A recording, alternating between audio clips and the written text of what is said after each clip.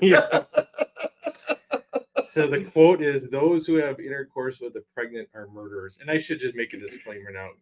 You're gonna get some graphic. You're gonna hear very straightforward biological terms in this episode. So if you're getting squeamish, you got the kids around, you might want to turn it down. Okay. So.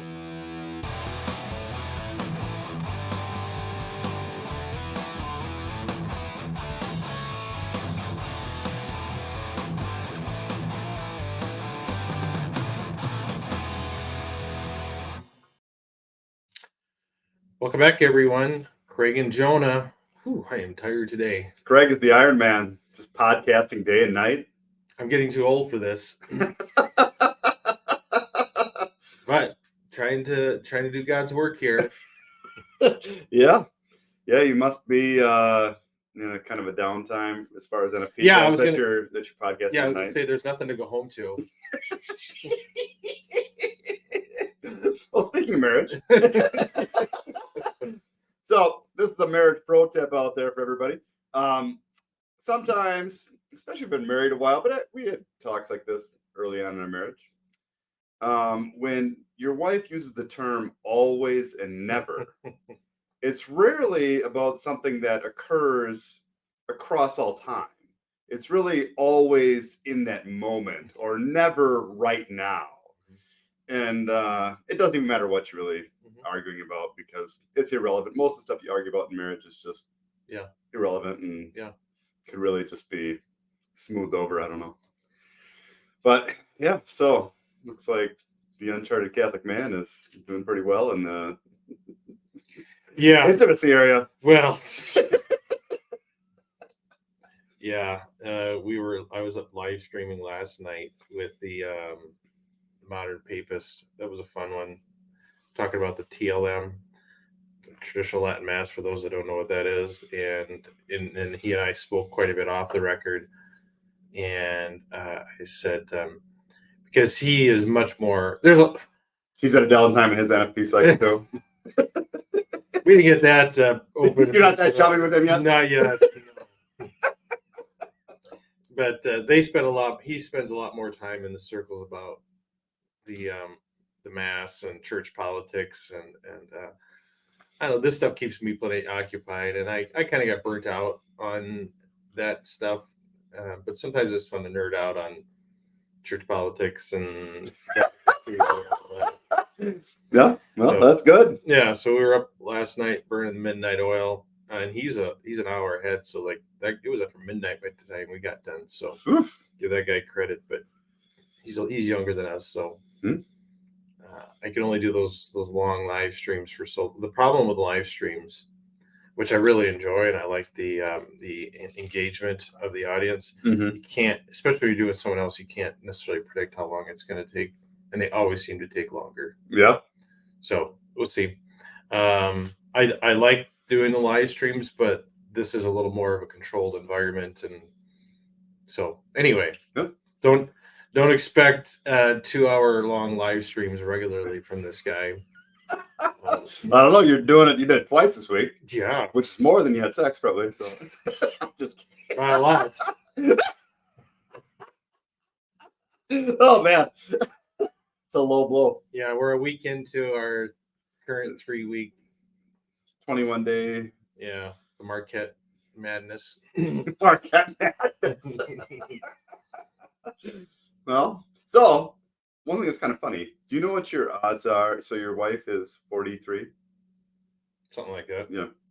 So the odds of her getting pregnant in a given year right now are actually less than 1%. So you're doing all this to diminish the risk by 0.5%. No, I think our odds are much higher. I was looking at the stats the other day and I was like, oh. Yeah. All this weren't. I should just tell her that we only have like a 1% chance.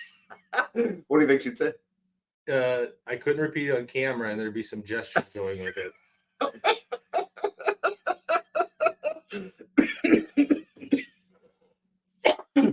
My wife. Well, she's been pushed to the limit with 9 kids, maybe.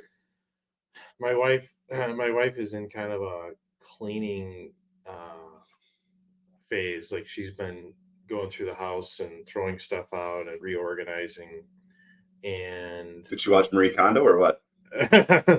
well, she is like, this is like the first time in a long time where I wasn't feeling sick from being pregnant or carrying around a newborn and nursing. The last 2 pregnancies especially have been very difficult, and she hasn't felt well. And she's like, so it's like 3-4 years that I've just been kind of in survival mode a lot of times. So she's been in a super good mood. It's and I don't think she realized what a toll this constant procreation and all that does. Yeah. I mean, she's in a super good mood. Well, that's good. To the extent that I can just stay out and live stream until 11:30, and she doesn't care. So. Usually means one thing or the other. Yeah. Stay out as long as you want. Yeah.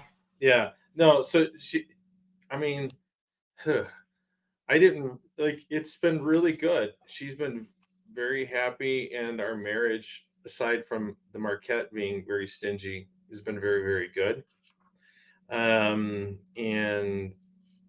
man, I tell you, like, having kids, having a lot of young kids is a huge burden, especially for our wives.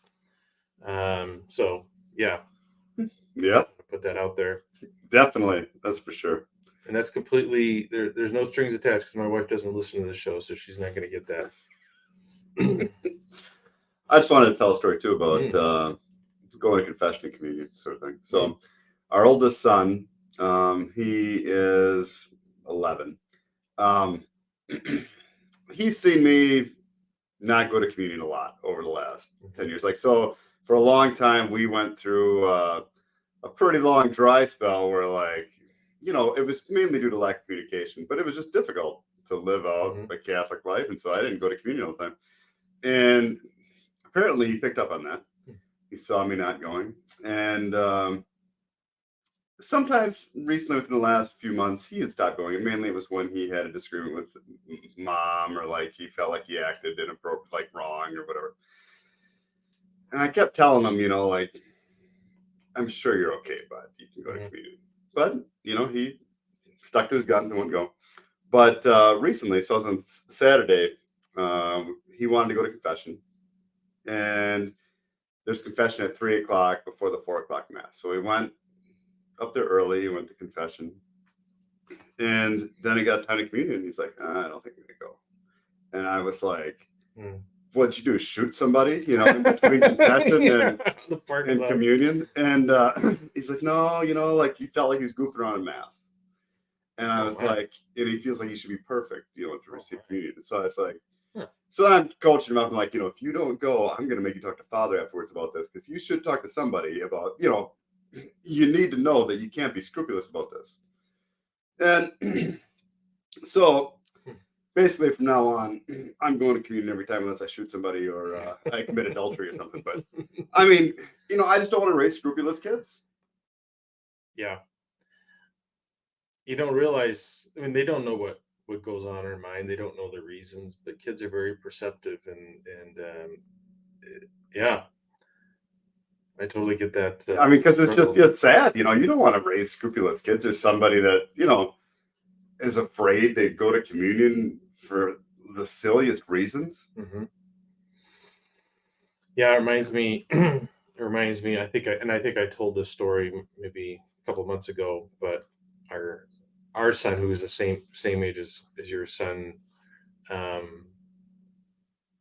because the school kids serve at mass, you know, the priest notices when one of the servers doesn't receive communion or something like that, and the priest kind of cornered him afterward, like, oh, you need to go, like, no kidding. Yeah, even though they had just gone to confession literally the day before. And here it was just he had lost track of time and ate breakfast too late, and so didn't have the fasting, whatever. But it's a good excuse. That was legit. My wife was kind of annoyed. My wife was pretty annoyed at the priest for it, and then it reminded me. I'm like, yeah, you don't struggle with the kinds of stuff that guys Yeah. So, struggle and with. when I was a teenager, I didn't receive communion when I Yeah. was a mass server, but the priest never said Yeah. anything to me. Yeah. But, you know. So I don't know. I mean, there is that sweet spot where you don't like to completely just pretend it's a non-issue, Mhm. but at the same time, I mean, this is kind of the major issue for teenage boys for a lot of them, and if you know, you want them to be respectful of the Eucharist, but you don't want them to miss the Eucharist. Mhm. So I don't know. I mean, I don't know. I think being scrupulous is far worse than. Maybe I'm wrong though. I don't know, because you're right. There is a balance of respect and, you know, the gravity of people's sins. So go to confession just in case, but trust in God's mercy and don't be scrupulous. I'll add that as a banner here. Don't be scrupulous. There. Oh, so we got it all. Don't be scrupulous and trust in God's mercy. There we go. Okay. And in case that's wrong. In case that's wrong, go to confession anyway. Okay. All right. So, I actually wanted to talk about. I actually had a point to today's conversation, if that's okay. Of course. In case you haven't figured out, we don't come into these things with a real scripted plan. Jonah usually has a story, and I have a story, and then it just kind of goes from there. Goes naturally. Very organic. Yeah. So, it dovetails a little bit with a couple of one of the live streams we did recently with Kevin Non-Tradicath and this whole natural law and Pius XII, because I'm very fascinated.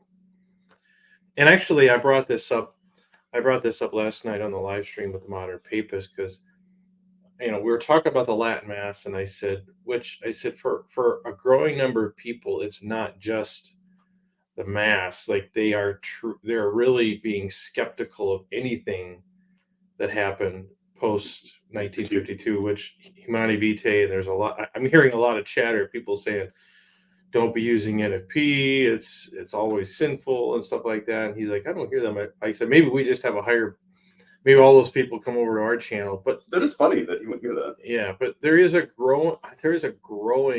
Is he on Twitter? Is he on? Yeah. Well, I mean, for goodness sake. I don't know. Yeah, I was a little surprised by that.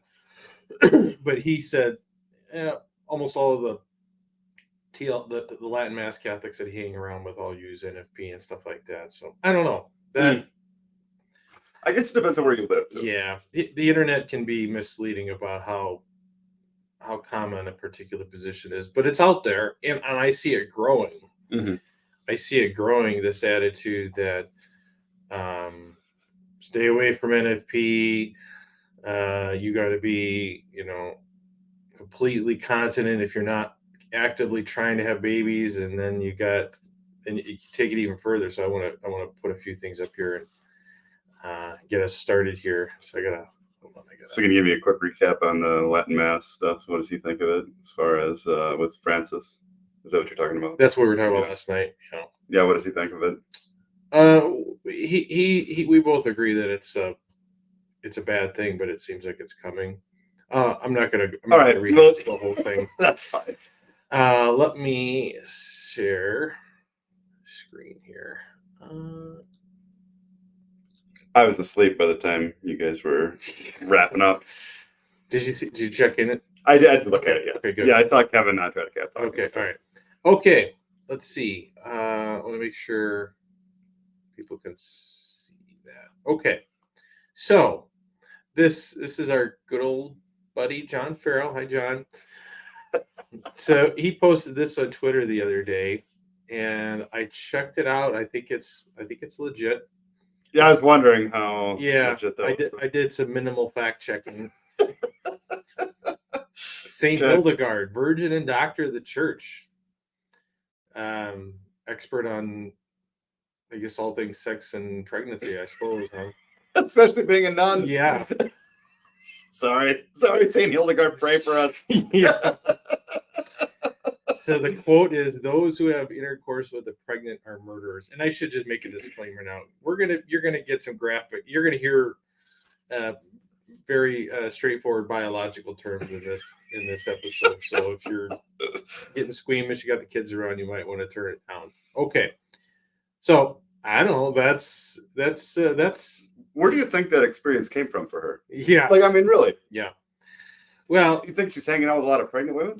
You know, I mean, in a convent? I mean, yeah.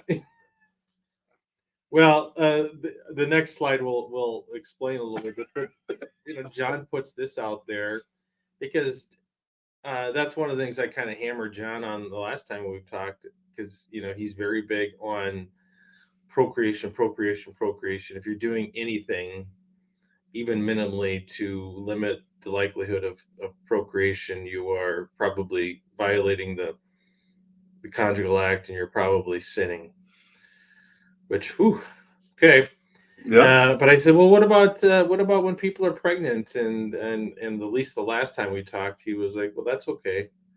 Well, I don't think I think you're being inconsistent here. Well, apparently he's come around now. He can't be doing it when you're pregnant now. Because I asked him about superfetation, which is when you get pregnant while you're pregnant, which has only occurred like 10 times in naturally.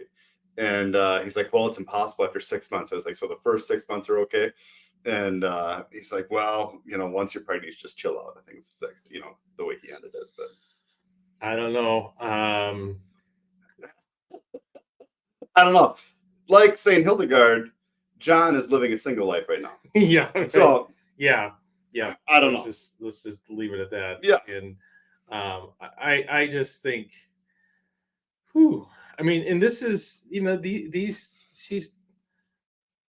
this is a doctor of the church saying this stuff, right? And even though she's not infallible, it's interesting that they brought in virgin and doctor of the church. I mean, that's yeah. Not sure. I didn't want to say it. We're trying to avoid it. They verified somehow, I guess. I don't know. All right. Took her word for it. I don't know. Yeah. So, but here's the rest of the story that someone caught on that I want to share. So let me see here. Let's share. And then we're gonna put it on stage. Okay. So this guy caught. So this was his post, and then so that's John Farrell's post. Come on, baby. Okay. Christian Wagner, and I don't know who, Walmart Thomas, that's quite a name. Yes. This is so dumb. Saint Hildegard, as every medieval and father of the church, thought that having sex with your wife while she was pregnant would endanger the child. So, of course, she thought it was a mortal sin. This is why she goes on to explain to herself and says, I do not want that work of man and woman to take place from the time when the root of a little child has already been placed in the womb, lest the development of that little child be polluted by excessive and wasted semen, until her purification after childbirth. After that, it may be done again in rectitude and not in wantonness. So that's about, don't get carried away for the love of children. And he says, now, it is also important to note that this wasn't the only reason given for abstaining during this period, but it is one of the reasons given for why it was thought of as mortally sinful. Well, so it was mortally sinful at the time to have sex with your wife when she's pregnant. During the certain period of the pregnancy, I guess. Well, the church would have changed its stance on that. Well, it's just interesting because I think clearly reflected a misunderstanding or an underdeveloped sense of biology and how things work, right? Fortunately, I don't think the church has proclaimed that in a long time, right? And in fact, I would actually this is a good time to I want to talk about this one. And let's see here. I want to present. Okay, I'm going to add another one here. So and I've talked about this before, but I think it's important to show this. This is other thing that I think was going on in the old days. It's hard to see, but this is the concept of preformation, and this is how biologically they understood the sperm, especially from Aristotle to Aquinas, and I think really until the 1800s when they understood sperm and egg. But they thought that the sperm was basically a tiny little human that just needed to be planted in the garden, right? For a guy that didn't have a microscope, though, it's incredible that he was able to kind of know the basic morphology of a sperm cell. But it's not very big. So I think too, it's important to understand that biologically, this was the prevailing view of biology, well into, I would say, probably the 17 or 1800s, right? Mm-hmm. And the way I have sort of akin this is this to them was the equivalent of abortifacient almost. This is kind of similar to what we would consider a fertilized egg before implantation. Mm-hmm. And we as Catholics have a moral issue with that, with Plan B, because life has already started even before implantation. I think it was the same thing. And so if you think of the wasted seed within the context of its abortifacient, mm-hmm. then treating it as murder or as a grave matter might make some sense. Makes sense based on the science 1,000 years ago. Yeah, and this is not to pick on them.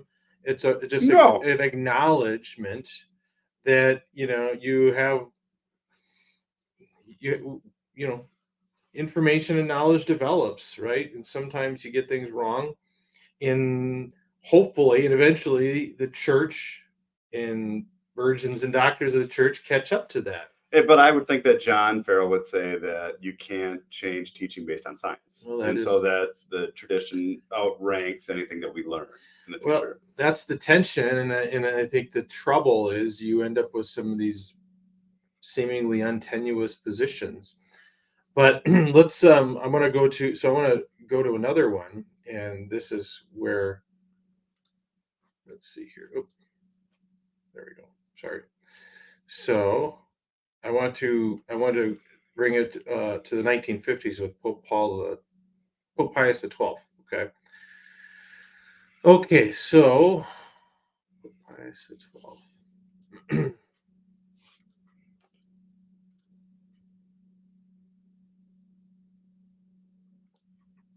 Okay, now we talked about this very quickly on our live stream with Kevin Uncharted Catholic.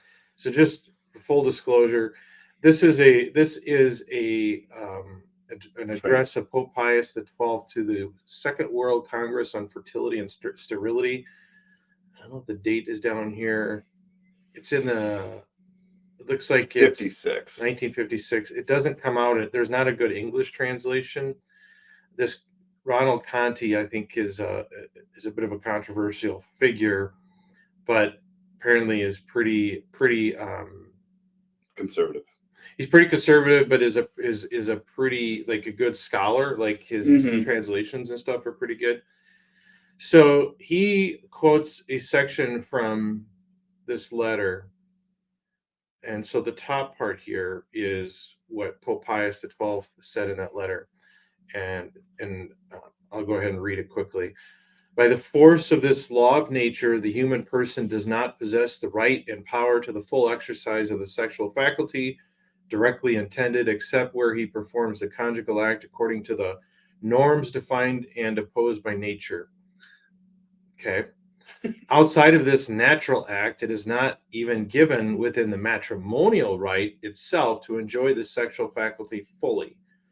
These are the limits to the particular right of which we are speaking, and they circumscribe its use according to nature. So this is the Pope giving this lecture to a group of people.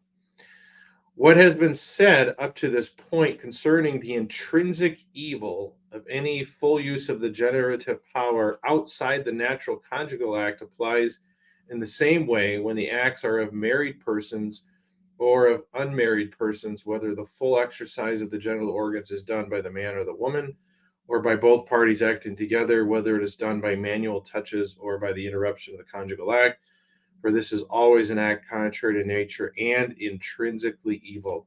That's Pius XII. Mm-hmm. And that is, I think, from what I can tell, the most direct, clearest condemnation, if you will, of other acts, but also of, let's say, other acts even associated with the conjugal act. And then Conti goes on to basically,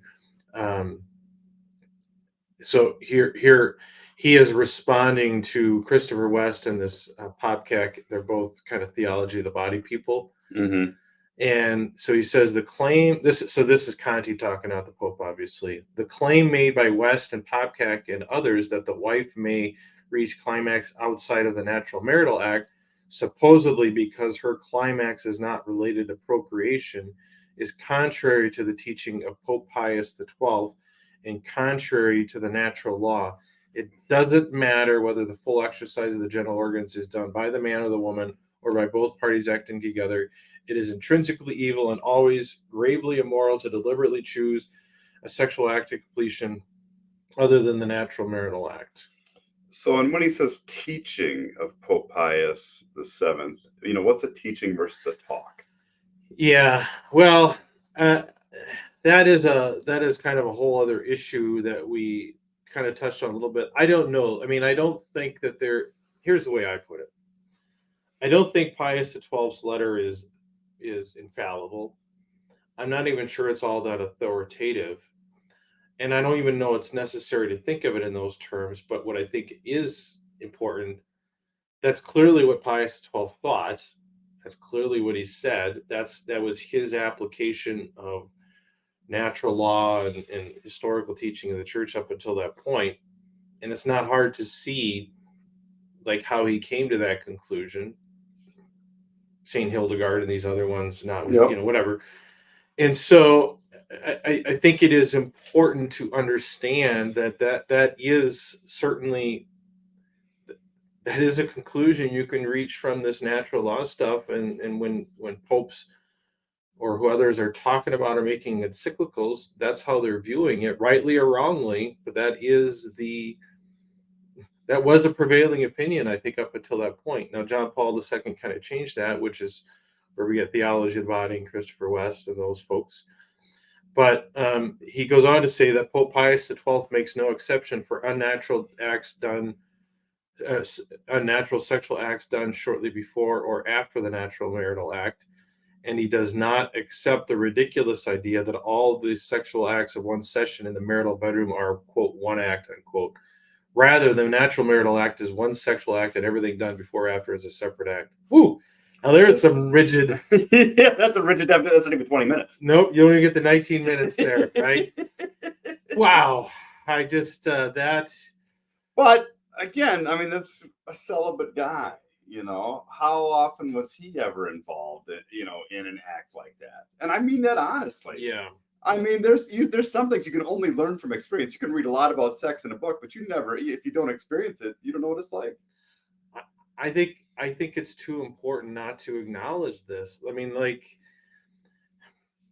I don't know. I mean, I think this deserves some additional talk and consideration. And I think John Paul II, back when he was Karol Wojtyła, tried to do that a little bit. Because there's a noticeable difference between this and JP2 and Humani Vitae and those within just a couple of within 2 decades. It's kind of ridiculous though, because if the guy does ejaculate but then the wife wants to finish, the guy can do that for her, but then he has to do it again. Yeah. So I mean, he could just start up again if he's got stamina. But, yeah. But I mean, then that would be totally fine, even according to Pope Pius. So that's just ridiculous. Yeah. Even though it makes no difference in regards to whether she's going to get pregnant. Right. Yeah. I don't know how you base this idea on natural law. It sure seems like it's influenced by some kind of puritanical, just, very strong suspicion of sex and pleasure and all that. We'll tolerate it so you can make babies, but that's it. Don't be getting. Don't even enjoy it. Don't. Yeah. Well, I mean, that's a bad deal for most wives. It's a bad deal for everybody if you're not supposed to enjoy it. Yeah. I mean, so okay, so that is certainly one. I would say the prevailing thought up until JP2, and apparently Mr. Conti. There are definitely some people that still ascribe to that. So what I want to do now is, let's see here. Stop screen.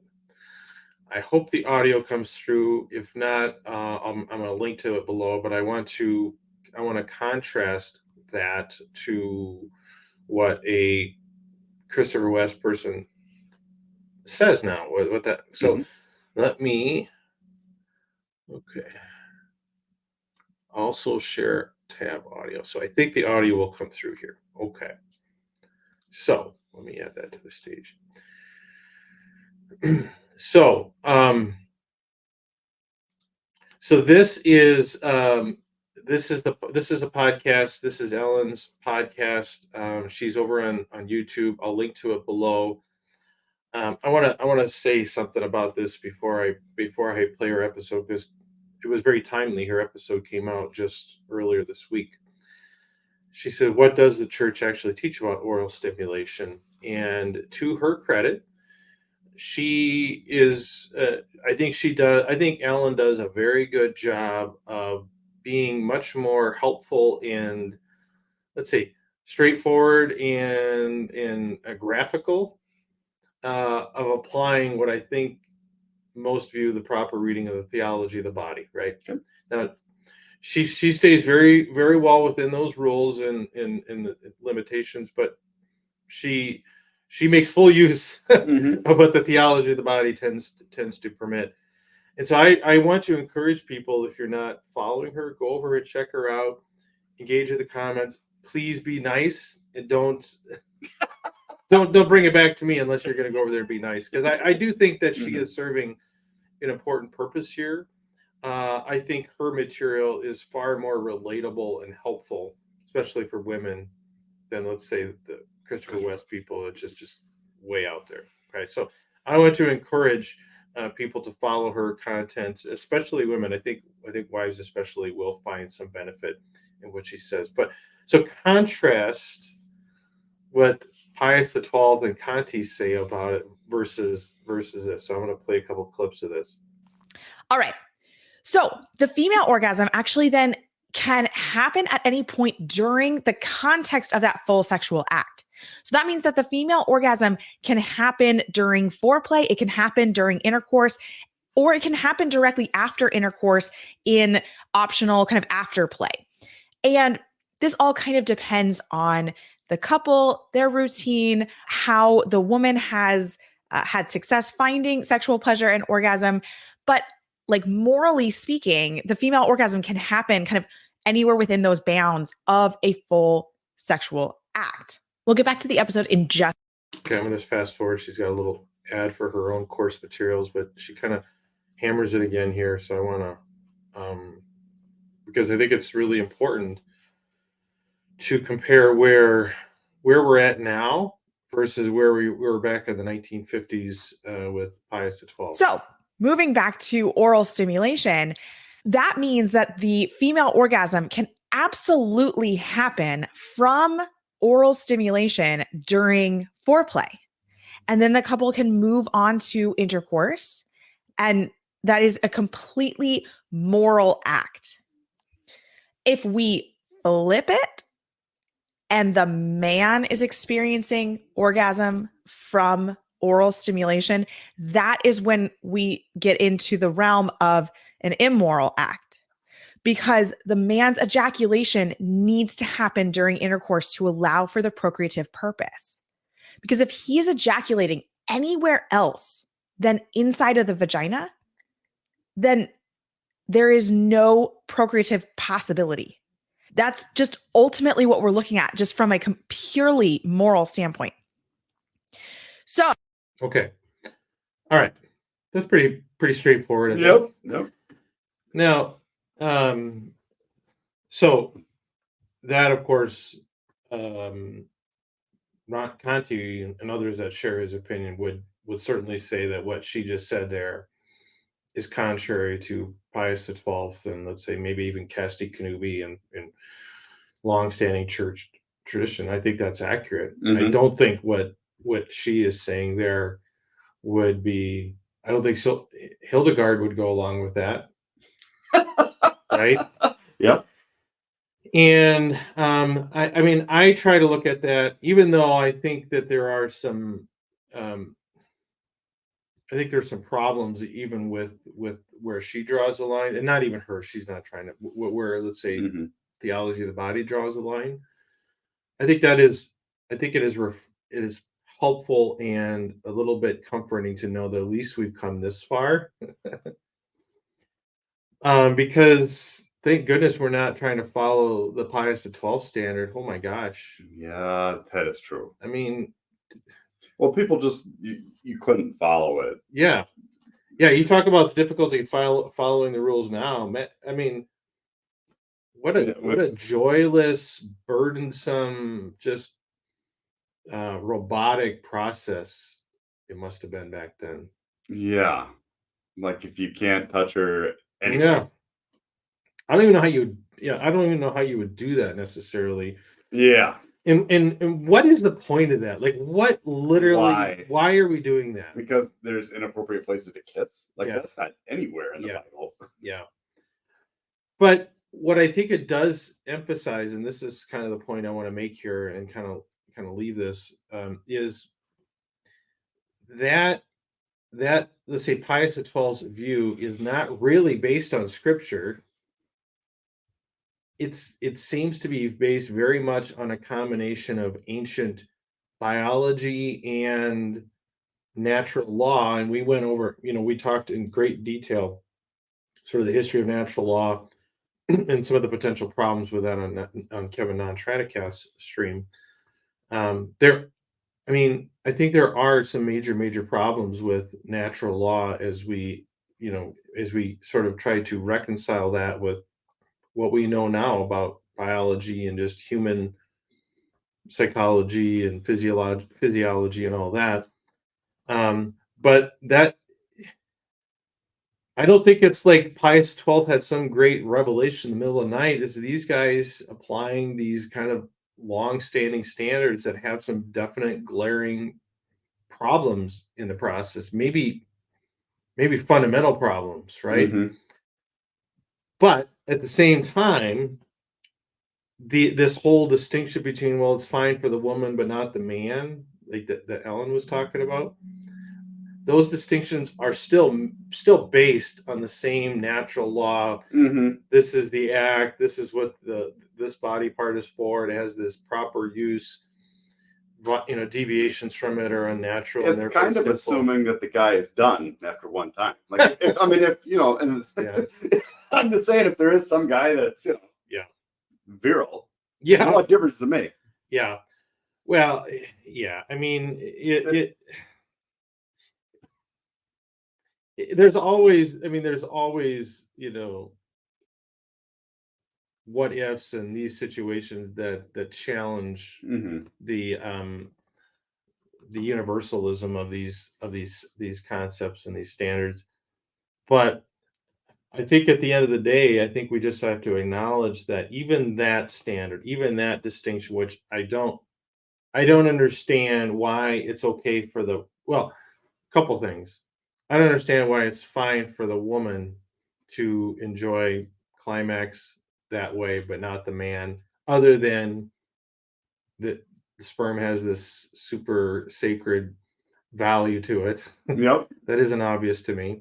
I don't think it's well, yeah. But again, I would take this a step further, is if you go to the concept of other acts, like why the exact same steps and procedures that a couple might use as foreplay or afterplay is fine as long as it's done in conjunction with the conjugal act, and yet the exact same things are intrinsically evil if done with a different intention, which is, let's say, we're not going to do the conjugal act, like, right? Mhm. Like that, I struggle to understand is how, not whether those acts could be sinful, but why they would be intrinsically evil. Mhm. It's a big jump. Because they're not different acts. They're the exact same acts, just without the conjugal act. Is there anything else that's like that in life? I don't know. I don't think I so. can't think of one. Other than, I don't know. I'm not sure. Yeah. So that is something I struggle a lot with personally, is more so just the label of intrinsically evil. Like it's always disordered, always wrong, regardless of the circumstances. And like I said, you can literally have the husband and wife doing the exact same thing, but depending on what their intended end is, one set is perfectly fine. The other alternative view of that is it's intrinsically evil. I would love to have someone come on and explain that for us, because that is something that I struggle to understand myself personally. Mhm. So anyway, Yeah. I don't have anything to add to that, but I think this is I think a very, very important conversation that needs to happen, especially in light of the fact that now we can look at where we are now, contrast that. I think definitely contrast that with how things were thought of Previously, especially if it was, and I looked quick to see if it was a mortal sin to have sex with your wife, but she was pregnant like 1,000 years ago, and I couldn't find anything. Mhm. So I Yeah. don't know if that's true or not. That may have been more of a I want to say a localized discipline. Maybe different bishops had different standards for that. I don't know, but You got the bishop involved with, yeah. with you having sex. I don't know. Well, and if it was for a certain period of time in the pregnancy, I don't know how they figured How they out. would know, yeah. I suppose We're gonna do an ultrasound here, buddy. by the size of the bump, maybe. Yeah, maybe. I bet you that's what it was. Yeah, Because how else would they know? yeah. That seems very unscientific when supposedly it's a mortal sin to do it on this day, but maybe not the next day. Yeah, because if you did it every day, then eventually you get into a gray Yeah. period, and then you're blacked out. Yeah, yeah. It's just that this whole stuff is very not very black and white. It's very circumstantial, very unique to different people's circumstances, and not particularly easy to draw nice bright lines all the time. And yet we attach these very strict and very severe moral labels to them that I don't know. It's hard to understand sometimes. So, and this is just interesting. I just googled it quick. How long can sperm live in the testicle? They can live for a few weeks, but their quality decreases quickly. After just 5 days, sperm can start to experience DNA fragmentation and mitochondrial damage. So 5 days. Yeah. 5 days. Yeah. And that seems to make sense. What? It certainly correlates to what I think most men's bodies tell them after 3 or 4 days. Yeah, get rid of this stuff. Rid of that stuff. I think that will be a really I think we ought to do that in another episode. But I think that it makes sense. It makes a lot of sense. It makes more sense than the alternative to me. But yeah, hold it in forever and see what happens. Keepers, I don't know. Yeah. So anyway, I hope that this sheds a light on sort of the tension here, and that maybe someone can help educate us. Doesn't seem to be people waiting in line to get on and educate us on this. So you're just gonna have to listen to these two doofuses talk about stumble our way through it. But I think it has to happen. Like I think someone needs to confront these and give a good explanation for it if one can be had. Yep. So anyway, all right. Well, I'm going to go get some coffee before we consider doing the next one. So thank you, Jonah. Thank you, everyone, for listening. And until next time, everyone. Bye. Have a good one.